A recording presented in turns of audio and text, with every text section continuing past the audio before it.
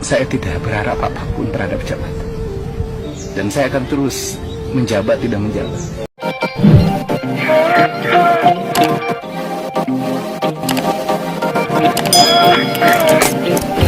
Kapan Gubernur Jawa Timur ditangkap KPK? Aduh, pertanyaannya abot bro. Jadi teman-teman, dengan adanya kasus Bupati Ponorogo ditangkap KPK, ono wali kota Madiun juga ditangkap oleh KPK, sehingga di medsos itu, Cak, kapan Gubernur Jawa Timur ditangkap? Yo, jok takut aku. Cak Soleh bukan KPK, Cak Soleh bukan polisi, Cak Soleh bukan kejaksaan, tidak tahu menahu soal itu. Tetapi harapanmu dengan saya podo, ini semua tergantung KPK. Teman-teman, ndak usah ujuk-ujuk kita bahas soal OTT gubernur. Ingat, pelajaran berharganya adalah kasus dana hibah yang dikorupsi oleh DPRD Jawa Timur, kerugian negara 2 triliun. Lebih baik kita konsentrasi ke sana supaya KPK ini lebih serius. Tidak hanya 21 orang jadi tersangka. Kita berharap pejabat pemerintah provinsi kudu ono. Mosok gubernur gak diapa-apakno, mosok wakil gubernur gak diapa-apakno. Ilingo, kantor Khofifah sudah pernah digeledah oleh KPK. Kantor Emil Dardak, wakil gubernur, juga sudah digeledah oleh KPK. Kita menunggu keseriusan dari teman-teman KPK.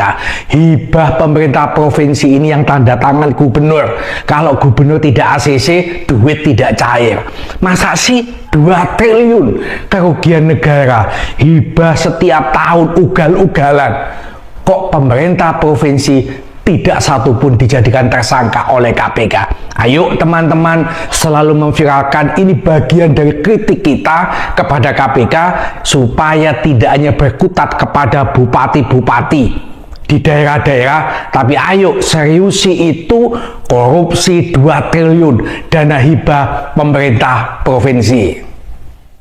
Ibu Hovifah, Gubernur Jawa Timur, terbang ke China untuk hadir wisuda anaknya, dan minggu depan KPK memanggil ulang lagi Ibu Hovifah. Salam APBN, ambil positif, buang negatif. Selamat datang di drama politik episode kesekian guys. Wisuda anak di China, panggilan KPK dilupain guys. Enggak deng, bohong, bukan dilupakan, tapi prioritas. Ya namanya juga prioritas guys, ada 2 kan, mau prioritasin negara dan rakyat atau prioritasin keluarga. Jadi guys, kemarin itu KPK itu memanggil Ibu Hovifah selaku Gubernur Jawa Timur ya sebagai saksi kasus korupsi dana hibah APBD Jawa Timur. Jadi dipanggil KPK itu bukan buat nongkrong, bukan buat reunian, tapi dipanggil sebagai saksi. Dana hibah ini adalah uang APBD, uang rakyat guys, uang rakyat, bukan uang arisan RT sayang. Gua pribadi paham sih ya kalau wisuda anak itu adalah momen sekali seumur hidup. Tapi rakyat nunggu kejelasan dan klarifikasi itu juga nggak kalah sekali seumur hidupnya. Soalnya itu uang rakyat, dapetinnya juga susah bu, susah. Bayangin aja ya, kita sebagai rakyat disuruh bayar iuran ini, iuran itu, pajak ini, pajak itu, dan segala macamnya, dan sekarang uangnya raib.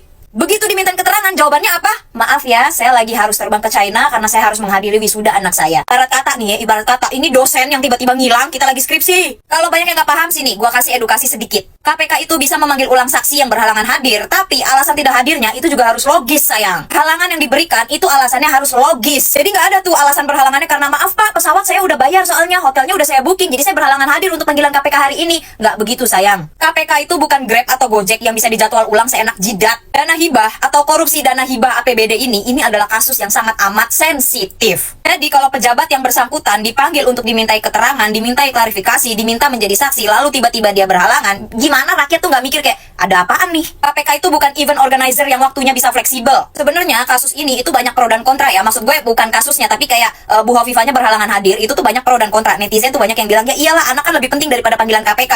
Tapi ada juga netizen yang mikir kayak, ya udah datengin aja dulu KPK-nya, kenapa sih dimintain keterangan mesti kabur? Atau ada juga netizen yang bilang, sekali dipanggil berhalangan, nanti dipanggil lagi berhalangan, lama-lama bisa nggak datang-datang, ujung-ujungnya nih kasus hilang. Dan permasalahannya, kalian tahu nggak sih, kalau permasalahan berhalangan kayak gini nih bukan sekali 2 kali. Tokoh publik yang dimintai keterangan terus tiba-tiba berhalangan itu nggak sekali 2 kali. Banyak banget alasannya. Ada yang tiba-tiba pergi umroh, pergi haji, ada yang tiba-tiba sakit, entah tiba-tiba lagi di negara mana. Tapi apa? Rakyat itu setia menunggu klarifikasi dari para pejabat-pejabat yang selalu dimintai keterangan oleh Kejagung, oleh KPK, oleh siapapun itu. Walau seringnya rakyat ujung-ujungnya di PHP. Kalau para pejabat-pejabat elitnya bisa mangkir saat dimintai keterangan, bisa tertunda dulu, bisa ditunda dulu saat dimintai keterangan, kenapa rakyat waktu nyolong kayu, nyolong sendal, dan segala macam harus sesuai waktu menghadiri sidang pengadilan? Untuk kasus Bu Hovifah ini menurut gua ini bukan kasus sepele ya, bukan kasus kecil ya, karena mengingat Jawa Timur itu adalah wilayah yang besar, wilayah yang luas gitu ya. Jadi ini bukan masalah sepele, apalagi masalah dana hibah, yang dimana kita semua tahu kalau uang itu adalah sensitif. Gua berdoa, kita doakan semuanya ya, supaya KPK bisa berlaku adil, bisa melakukan penyidikan secara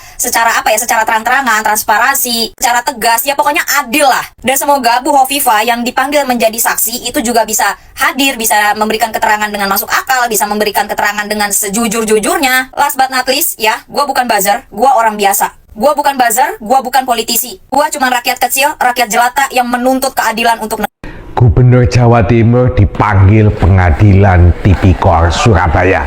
Iki baru berita bagus. Ketua Majelis Hakim yang menyidangkan korupsi dana hibah di pengadilan Tipikor Surabaya meminta supaya Hovifah Indar Parawansa dihadirkan. Yang diminta adalah jaksa KPK. Teman-teman, tentu ini untuk menguak, membuka korupsi 2 triliun. Ini tidak main-main bro, 2 triliun. KPK sudah pernah menggeledah kantor gubernur, KPK juga menggeledah kantor wakil gubernur, tapi yang kita tunggu-tunggu tidak ada kelanjutannya. Tidak ada penetapan tersangka pejabat Pemprov. Tidak mungkin korupsi bertahun-tahun, hibah ugal-ugalan.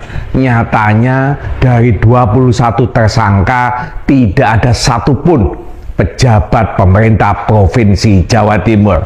Padahal hibah ini yang meng-ACC, yang tanda tangan itu Hovifah, yang tanda tangan itu gubernur. Masa ugal-ugalannya itu tidak ada pertanggungjawabannya? Akhirnya keganjilan ini akan dijawab di persidangan Pengadilan Tipikor Surabaya.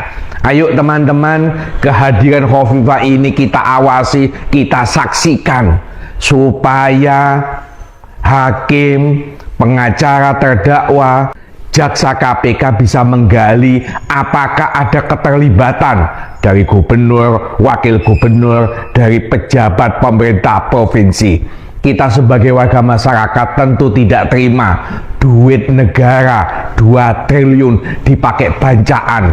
Lebih baik buat subsidi pendidikan, buat subsidi kesehatan, lebih baik buat bantu orang-orang miskin. Deddy Mulyadi bikin gebrakan ketika banyak bupati menaikkan pajak PBB 100%, 200%, 300%, bahkan sampai ada yang 1000%. Justru Gubernur Jawa Barat membuat himbauan kepada Bupati Wali Kota se-Jawa Barat, kalau bisa bukan mengurangi, menghapuskan tunggakan pajak PBB, pajak bumi dan bangunan.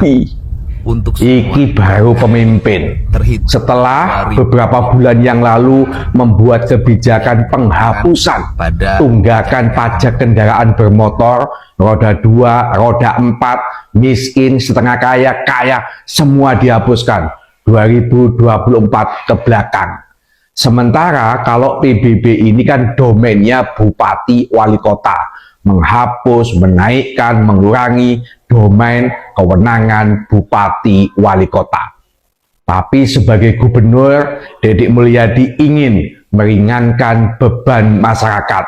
Maka dia membuat surat edaran kepada bupati wali kota se-Jawa Barat.